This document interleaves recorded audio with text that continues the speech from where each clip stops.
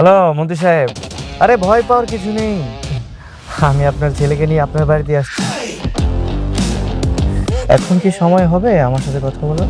সুপ্রিয় দর্শক, আজকের পর্বটা কিন্তু একদমই মিস করবেন না, কারণ আজ এমন কিছু ঘটনা ঘটেছে যা পুরো গল্পের মোড় ঘুরিয়ে দিয়েছে।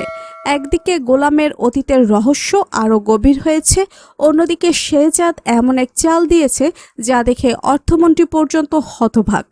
আর শেষের টুইস্ট আপনাকে পরের পর্বের জন্য অপেক্ষা করতেই বাধ্য করবে। আজকের পর্বের শুরুতেই গোলামকে নিয়ে শুরু হয় নতুন বিতর্ক। ট্যাটু শিল্পীর মুখে শোনা যায় গোলাম নিজের হাতে ঋতুর নামে ট্যাটু করিয়েছিল। এই কথাই সবাই অবাক হয়ে যায়। তাহলে কি গোলাম সত্যি ঋতুকে ভালোবাসে, নাকি তার হারিয়ে যাওয়া স্মৃতি ধীরে ধীরে ফিরে আসছে? এরপর সামনে আসে আরো বড় সত্য। ফাতেমাকে নিয়ে যে দাবি করা হচ্ছিল সেটাকে সম্পূর্ণ মিথ্যা বলে জানানো হয়, বরং জানা যায় ফাতেমা অন্য একজনকে বিয়ে করেছে। এই ঘটনায় গোলামের জীবনের রহস্য আরও জটিল হয়ে ওঠে।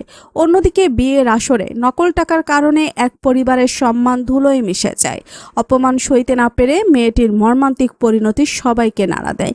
এই ঘটনার বিচার চাইতে শেহজাদ সরাসরি ব্যাংকে গিয়ে অর্থমন্ত্রীর কাছে প্রকাশ্যে ক্ষমা চাওয়ার দাবি জানায়, কিন্তু ক্ষমতায় অন্ধ অর্থমন্ত্রী সেই দাবি প্রত্যাখ্যান করে দেন। এরপরে শুরু হয় শেহজাদের আসল খেলা। সে অর্থমন্ত্রীর ছেলেকে নিরাপদে নিজের কাছে এনে এমন পরিস্থিতি তৈরি করে যাতে অর্থমন্ত্রী বাধ্য হন তার সঙ্গে দেখা করতে।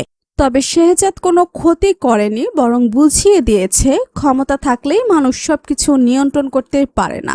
সবচেয়ে চমকে দেওয়া মুহূর্ত আসে যখন শেহজাদ অর্থমন্ত্রীর সামনে স্পষ্ট জানিয়ে দেয় টাকা দিয়ে সবকিছু কেনা যায় না।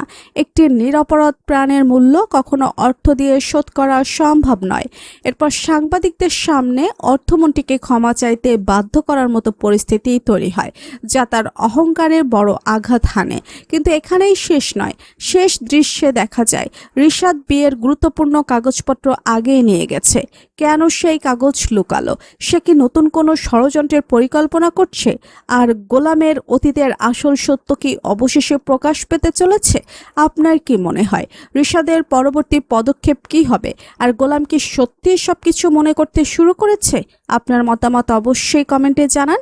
ভিডিওটি ভালো লাগলে অবশ্যই লাইক দিন, বন্ধুদের সঙ্গে শেয়ার করুন এবং এমন আরও নাটকের রিভিউ সবার আগে দেখতে আমাদের চ্যানেলটি সাবস্ক্রাইব করতে ভুলবেন না।